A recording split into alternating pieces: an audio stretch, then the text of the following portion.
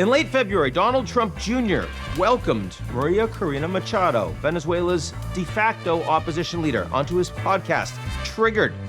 It was an unusual choice for a show that tends to feature far-right American firebrands like Steve Bannon, Charlie Kirk. Don Jr. quickly brought things back to a more familiar footing. Maria, you've been completely censored in your own country, something that so many Americans, certainly on my side of the political spectrum, have had to deal with over here. Do you see parallels to what my father had to endure in the last election to what they're doing to you? Oh, certainly. And I see it in many places around the world. But believe me, I've never seen what is going on and happened here, you know? Donald Trump Jr. was trying to frame Machado's experience within a familiar American narrative of MAGA persecution. No surprise there. But I did find it interesting that Machado more or less went along with that framing. So how did the woman who has revitalized Venezuela's opposition, who has drawn massive crowds to protest Maduro's re-election, and who has gone into hiding somewhere in Venezuela, find herself smiling and nodding on Donald Trump Jr.'s podcast? To answer that, we have to turn back the clock. Caracas-born and an engineer by training, Machado burst onto Venezuela's political scene in 2011. Then a fringe opposition politician, she interrupted President Hugo Chávez's annual address to Congress and accused him of, quote, robbing the private sector. Aquí hay una Venezuela decente que quiere una transformación profunda y que es el momento de enfrentar con seriedad y con responsabilidad este desafío histórico que tenemos por delante.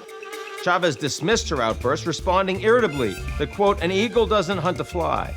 But in the many years since, that fly has kept on buzzing, long past Chávez's own death in 2013 and throughout the 12 years of increasingly authoritarian rule under his handpicked successor, Nicolás Maduro.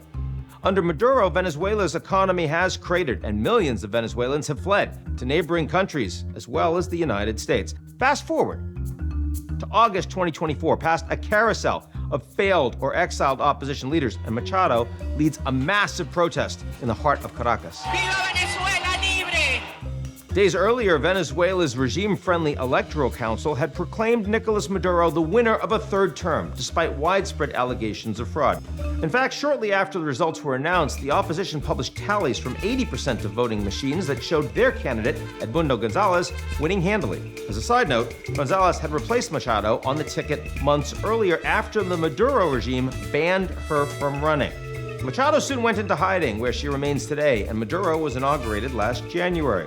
But she hasn't kept quiet. Through remote interviews and media outreach, Machado's rallied support for the opposition and praised right-leaning Latin American leaders, like Argentina's Javier Milei and El Salvador's Nayib Bukele.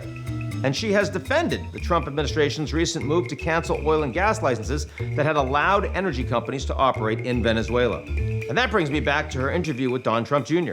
As the president's son kept turning the conversation back to criticizing Biden and praising his father, Machado offered vague and non-committal signs of agreement. Then she would pivot to requesting additional U.S. support to end Maduro's rule. And it's a useful indicator of how Machado may try to work with the Trump administration, whose Venezuela policy remains pretty murky, as she tries to bring about regime change in her own country. And while a U.S. military intervention in Venezuela remains highly unlikely, there are signs that her messaging may be working. Late last month, President Trump threatened 25% tariffs on any country that buys Venezuelan oil.